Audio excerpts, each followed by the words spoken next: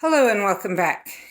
So today I thought I'd go into a subject that came up in one of the comments, and I really appreciate those leaving comments on the videos. So that comment addressed stretching, that exercises that they said that exercises that encourage stretching are very helpful for EDS. And I felt I should address that. One thing that everything I've read, everything else says, be very, very careful with stretching. And as you understand the underlying mechanisms of muscles and tendons and everything, you begin to realize why that is the recommendation. So, when you exercise, your muscles use a ratcheting system to contract. And when they relax, they let go. Well, many times they won't release all the way. They'll release part of the way. This puts extra pull on the tendons. In general, you want to release that all the way so that the tendons aren't being pulled. However, with EDS, those tendons are really loose, are extremely loose. That's the issue. If you release the muscles all the way, those tendons have the ability to move all over. EDS, we can move all over. However, if you keep the muscles slightly tight, now there's a difference between tight and not, and I'll explain that in a minute. But slightly tight, it tightens those tendons and provides more stability for each of those joints. And that is what can actually benefit you and allow your body to not work as hard to keep you upright and keep you going and not hyperextending. That is why daily exercise is encouraged, is to strengthen those muscles and keep them partially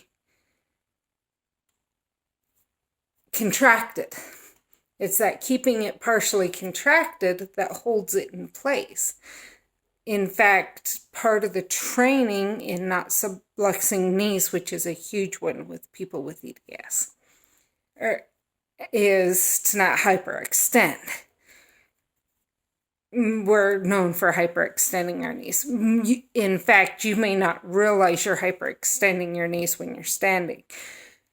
Most people with EDS do not. If you've ever had someone come up behind you and try to knock you over and they can't knock you over, it may be they think you're hyperextended or that your knees are locked when they're loose because of that. So strengthening those muscles and keeping them partway contracted reduces the hyperextension and the chance of dislocation. Stretching resets the muscles.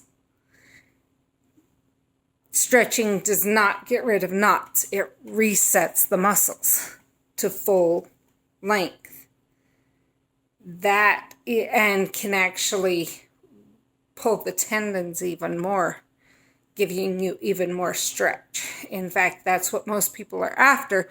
They want more to be able to be more flexible. That's the purpose of stretching, is to become more flexible. We need to reduce our flexibility. So, stretching is not recommended.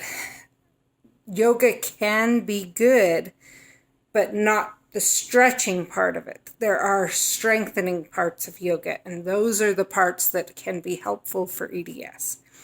But you have to be very careful in choosing a yoga instructor to get one who does not encourage the stretching, rather encourages the strengthening part of yoga. That is why yoga is usually a hold off on one. So I thought I'd address that. I will go into it in another video, what you can do about the knots that you develop that actually is negative and bad for your body, and what you can do about it. So thank you for your time, and I will see you in the next video. Bye.